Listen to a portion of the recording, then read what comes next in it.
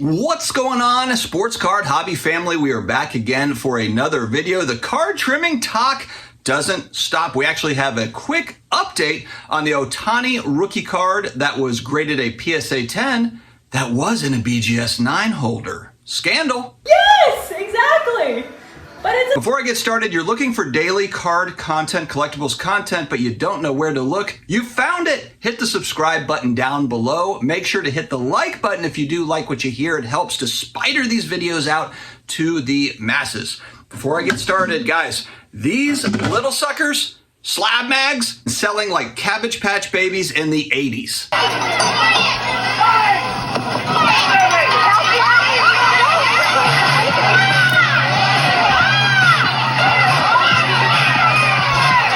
Spent the money on the nice card, you've spent the money on grading.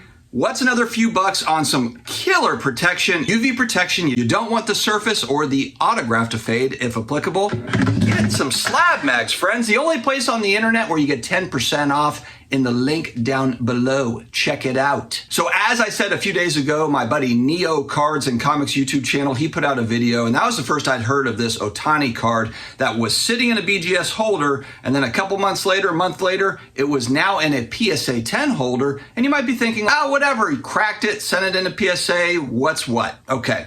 But the BGS 9 sold for $2,000, the PSA 10 sold for $11,000. And when you look a little closer at the card, it looks like it might have gotten a little bit of a trimmy trim. Now, there's no video evidence, at least that I've seen, of somebody actually cutting the card. So I did get some feedback of like, hey, how do we know it's actually been trimmed? I suppose that could be the case. We don't actually have video evidence. However, PSA has come in and decertified that grade. They have nixed it from their site, from their database, which obviously means that there was a problem with that card. And so I think that this goes back to the age-old question of why are we paying such a massive, massive premium for PSA 10? Part of it is their grading scale. It's either a 9 or a 10, so there's no 9.5, there's no in between. But of course, the issue is they're just grading so many cards. Props to them, by the way, grading over 1 million cards. For many, they are the standard in the space. I think for many, they are too big to fail. There are a lot of expensive cards that sit in PSA slabs. They're grading 9 out of every 10 cards. If we're looking at the breakdown of the numbers, SGC for sports cards is at 100,000 approximately a month. CSG and Beckett are behind them, and these are the top 4 companies in the space.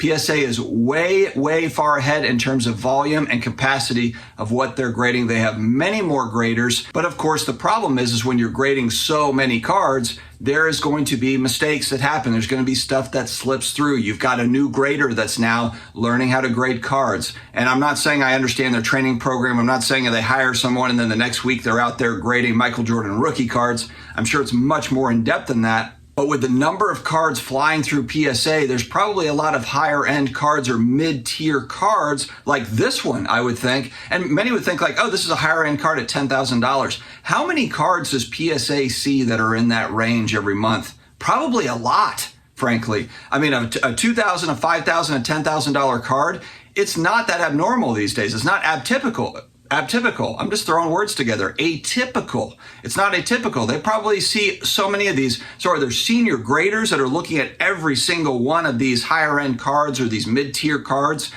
I doubt it. How could they possibly do it? Unless they've got it sectioned off to where it's like, all right, this looks like it could be higher end card. Move that over to the team, the high end team. You know, I don't know how they break it up. But the point is that people are paying massive, massive premiums. We just saw it with this card. PSA 10, $11,000. BGS 9, $2,000. Now, is that newly trimmed card or suspectedly trimmed card, is it a better looking card? Yeah, I suppose so. It's trimmed. They took off, there was a corner, I think there was a top right corner that was a little bit, you know, whatever, little suspect, and they kind of helped that out a little bit. But was that a $9,000 difference in price? It was. I mean, it sold for an extra $9,000.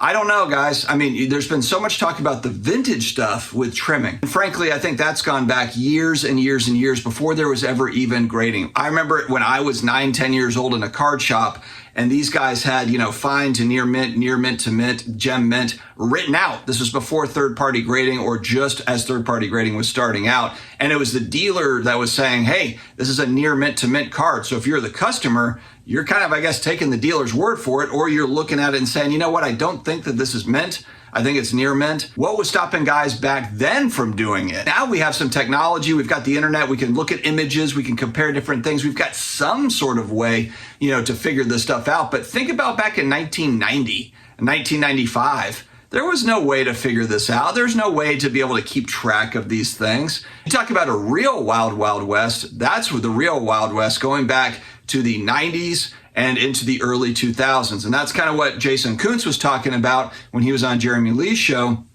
And you also have Evan Mathis that was here, in the early 2010s. I think he got, if I remember correctly, on the Sports Car Nonsense interview, he got back in 2011 or 2012, and he got up to speed on what some of these folks were doing. He said that he's never seen anyone actually trim a card, but it was pretty well known that it was happening. I do kind of agree too with Mangini. John Mangini came out with a video recently that they're going to try to, there's folks that are going to try to normalize restoration of cards since it's already happening anyway. It's kind of the verbiage that I've seen used. But with Evan Mathis, the issue that I really had was he kept talking about, hey, I want to have pristine looking cards sitting in my binders. I'm collecting sets. And so I can trim my own cards, and I have great looking cards. And maybe for Evan, it's a very innocent way. Maybe that is true. Exactly. If we're taking his word for it, maybe it's very innocent. He is just cutting the cards in his collection because he wants an awesome looking collection. He's not really worried about getting them graded. They're just going to sit in binders. Fine. What percentage of people that are trimming are doing it for those reasons? What percentage? Maybe it's thousands of people like Evan. Maybe it's hundreds of people like Evan.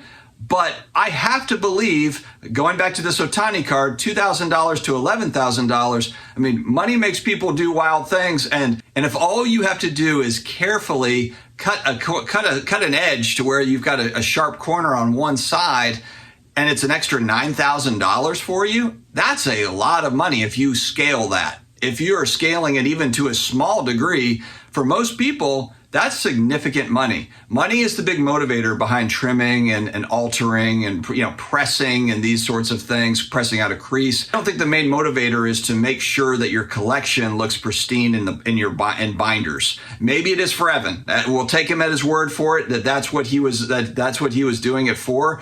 But I think it's pretty obvious to most people that there's a huge financial incentive to try to get cards past grading companies. Now, where I do agree with Jason Kuntz's recent interview is he said, it was way worse before there was third-party grading. Third-party grading is necessary. And I know there's a lot of people out there in my comments, third-party grading is a scam. Well, I can confidently say that before third-party grading, there was a lot of scammy stuff going on with just raw cards. That was the real Wild West. You can be upset with third-party grading, and I get that, but it is necessary in this hobby. Where do we go from here? I think this kind of goes back to what a lot of people ask is, why are we spending such huge money on the PSA 10?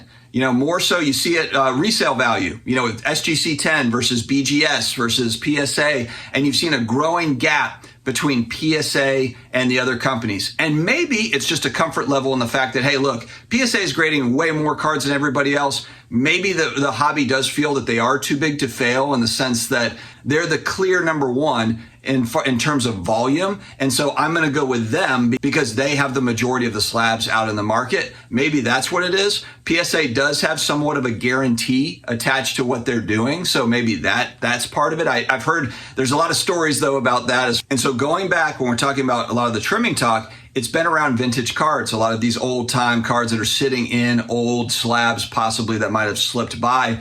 But this is just proof here that we've got modern, ultra modern cards. We had Trey Lance cards. I've talked about this going back a couple years. Trey Lance autos that were sitting in PSA holders. We've got this Ohtani card that's passed by. There has got to be other cards as well. And so for me personally, it doesn't affect me because I'm not buying a lot of the prospecting type stuff. But I have to assume if you've got a hot prospect, whoever that hot prospect is, watch out for these Wemby cards coming out because there will be a lot of those. But, if somebody pulls a really nice Wemby card, but it has a dinged corner coming out of the pack, people are going to take risks on this stuff. They're showing it with modern and ultra modern cards. It's not just vintage stuff. I really wish that the companies would share their databases. They have a shared database of photos with grades. And what I mean by this is when PSA gets a card or if SGC gets a card in hand, it would be great as part of their process for there to be a quick search on that particular card. It really mostly only works with numbered cards. So if they're able to do a quick search on, this card I think was 12 out of 76 for the Ohtani, and they can easily see, this was just recently in a BGS 9 holder, and now it's here. Is there anything different with the card?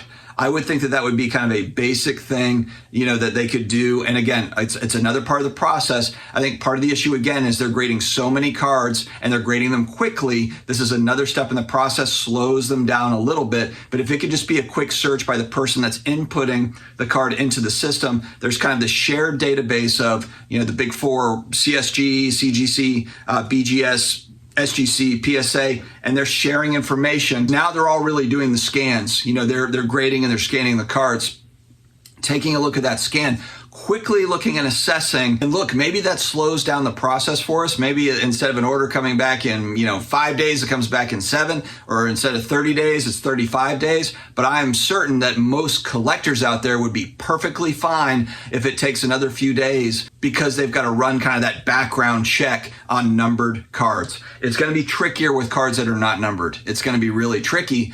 But if consumers know, if collectors know that, hey, if it's a numbered card, it's going to run through checks at grading companies, then they're probably going to think about that. Maybe they're not paying an exorbitant amount for that PSA 10 that's not numbered. That's $10,000. Maybe they can say, hey, there's not an external check that can happen on this particular card. So I don't know if I want to spend huge money on an unnumbered, modern, ultra modern card. But I don't know, guys. Let me know your thoughts in the comments below. Stay healthy, stay awesome, and I will talk to you again later.